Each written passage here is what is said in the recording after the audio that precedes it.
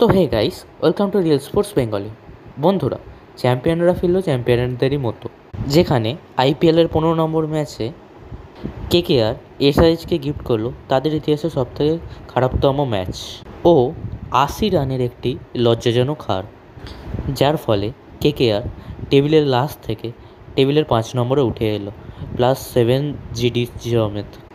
যেখানে আমরা দেখতে পেলাম আবারও কোলাপস করলো এসআরএইচের ব্যাটিং লাইন আপ 300 করার লক্ষ্য নিয়ে। এবার যদি আমরা ম্যাচের অ্যানালাইসিসে আসি, তো ম্যাচের প্রথমেই টসে জিতে এসআরএইচের captain Pat Cummins bowling choose করে এবং কেকেআরকে ব্যাটিংয়ে আমন্ত্রণ করে। কেকেআরের ক্ষেত্রে ব্যাটিংয়ে শুরুটা খুব একটা ভালো হয়নি, যেখানে মাত্র 16 রানের মাথাতেই কেকেআর হারায় তাদের দুজন ওপেনার সুনীল নারিন এবং কুইন্টন ডিকককে। তবে তাদের পরিবর্তে মাঠে আসা আজিঙ্কে রাহানে এবং অঙ্কিশ রঘুবংশী ইনিংসটাকে আস্তে আস্তে ধরতে শুরু করে এবং পাওয়ার প্লে শেষে কেকেআরের স্কোর 53-2 নিয়ে যায় এবং আজিঙ্কে রাহানে ও অঙ্কিশ রঘুবংশীর মধ্যে 81 রানের একটি গুরুত্বপূর্ণ পার্টনারশিপ হয়, যাতে আজিঙ্কে রাহানে 37 রান করে আউট হয়ে যায়। অন্যদিকে অঙ্কিশ রঘুবংশী 50 রানের একটি গুরুত্বপূর্ণ ইনিংস খেলে। অঙ্কিশ রঘুবংশীর ক্ষেত্রে 3রা এপ্রিল দিনটি বেশ ভালোই যায়, কারণ আগের বছর এই দিনেই তিনি ডিসির বিরুদ্ধে আইপিএলে তার প্রথম 50টা করে, আর আজকেও তিনি 50 করেন এবং উভয়ই জাসিন আনসারি এবং কামিন্দু মেন্ডিসের বলে ক্যাচ আউট হয়ে আউট হন। এখানে একটি ফানি বিষয় হচ্ছে, কামিন্দু মেন্ডিস যে দু হাতেই বল করতে পারে, সে বল করার আগে আম্পায়ারকে বলছে ডান হাতে বল করবে না বাঁ হাতে বল করবে। এটা একটি খুবই ফানি ইনসিডেন্ট হচ্ছিল। এরপর মাঠে আসা ভেঙ্কটেশ আয়ার এবং রিঙ্কু সিং তাদের শুরুটা অনেক ধীরে সামলে করে, যার ফলে একটা সময় কেকেআরের রান মনে হচ্ছিল 170ও পেরোবে না। কিন্তু লাস্টের 5 ওভারে এই দুটি ব্যাটসম্যান ঝোড়ো ইনিংস খেলে 78 রান তোলে এবং কেকেআরের রানকে 200 অবধি নিয়ে যায়, যেখানে ভেঙ্কটেশ আয়ার 29 বলে 60 রান করে 7টি 4 ও 3টি 6-এর মারফত। অন্যদিকে রিঙ্কু সিংও অনেক ট্রোলের জবাব দিয়ে করে 17 বলে 32 রান, যেখানে যুক্ত ছিল 4টি 4 এবং 1টি 6। এর ফলে একটি স্পিন পিচে, যেখানে একটি 170-80 একটি ভালো রান ছিল, সেখানে কেকেআর এসআরএইচকে টার্গেট দেয় 201 রানে। জবাবে ব্যাটিংয়ে আসা এসআরএইচের ব্যাটিং লাইন আপকে প্রথম 3 ওভারের মধ্যেই মেরুদণ্ড ভেঙে দেয় ভৈভব বরোদা এবং হর্ষিত রানা। ভৈভব বরোদা তার প্রথম ওভারেই দ্বিতীয় বলে আউট করে ট্র্যাভিস হেডকে এবং হর্ষিত রানা তার দ্বিতীয় ওভারে 6 নম্বর বলে আউট করে অভিষেক শর্মাকে। এরপর ভৈভব বরোদা তার তৃতীয় ওভারে আউট করে ঈশান কিষানকে। এই উইকেট পড়ার ফলে এসআরএইচের রান 6 ওভারের শেষে দাঁড়ায় মাত্র 33 রানে 3 উইকেট, যা এসআরএইচের কাছে একটি আটকে রাখা অনেক বড় ব্যাপার। এর পরবর্তী ওভারেই নীতিশ কুমার রেড্ডি একটু মারার চেষ্টা করলেও আন্দ্রে রাসেল তাকে মাত্র 19 রানেতেই পেভিলিয়নে পাঠিয়ে দেয়।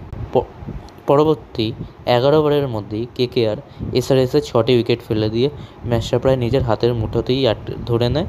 তখন খালি ব্যাটিংয়ে একটাই সমস্যা ছিল, হেনরি ক্লাসেনের ভয়।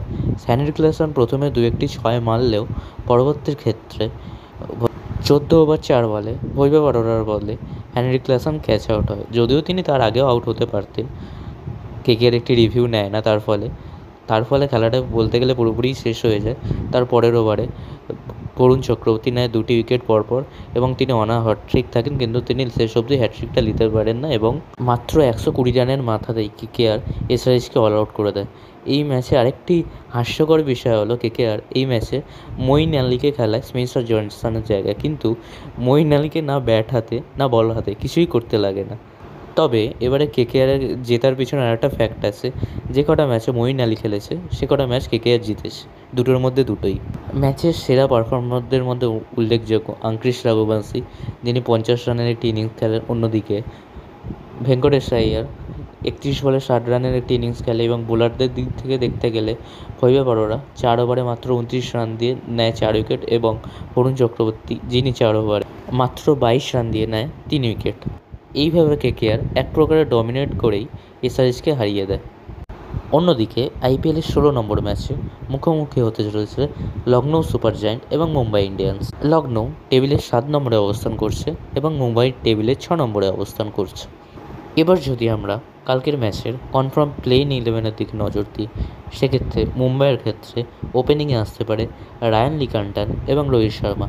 এবার দেখতে হবে কি রোহিত শর্মা কি কালকে শেষ পর্যন্ত তার হারানো ফর্মটাকে ফিরে পাবে। এবং 3 নম্বরে আসতে চলেছে উইল জ্যাক্স, 4-এ সূর্যকুমার যাদব, 5-এ তিলক ভার্মা, 7-এ নামানদির, 8-এ মিচেল স্যান্টনার, 9-এ দীপক চাহার, 10-এ ট্রেন্ট বোল্ট, 11-তে অশ্বিনী কুমার। এবং এখানে আমাদের কয়েকটি বোলারদের দিকে উল্লেখ করলে সেখানে অবশ্যই আমাদের ট্রেন্ট বোল্ট, অশ্বিনী কুমারদের ওপর ভালোভাবে নজর রাখতে হবে এবং স্পিনারদের মধ্যে মিচেল স্যান্টনার, এদের ওপরও নজর রাখতে হবে। অন্যদিকে এলএসজিও তাদের আগের ম্যাচটি এসআরএইচকে হারিয়ে আসে।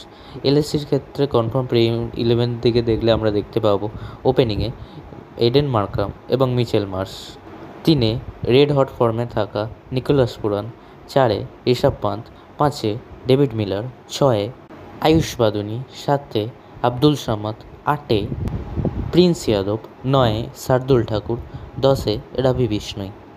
তো বন্ধুরা, আমরা কালকে একটি হাড্ডাহাড্ডি ম্যাচ উপলব্ধ করতে চলেছি। আমার মতে কালকে মুম্বাই তাদের দ্বিতীয় ম্যাচটি জিততে চলেছে।